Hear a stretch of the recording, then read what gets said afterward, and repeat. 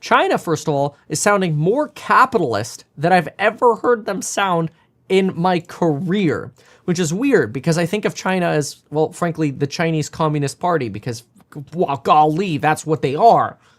Why are they sounding more capitalist than us?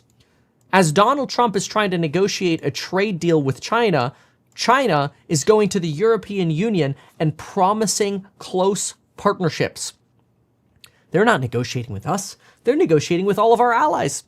Japan, South Korea, Europe, everybody but us. Why? Because China prepared for this. They started diversifying their trade to other countries.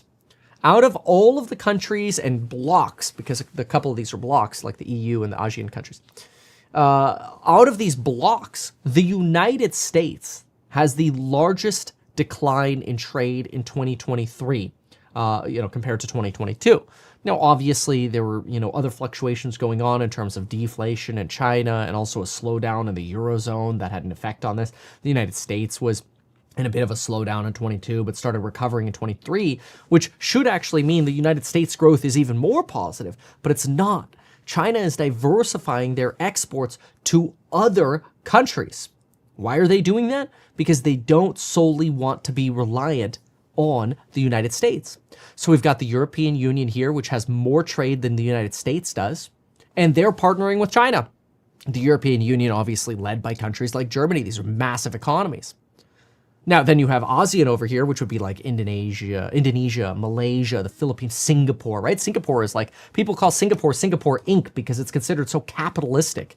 And what's remarkable is you have countries that are more than happy to do deals with China because it's cheap to do business with China.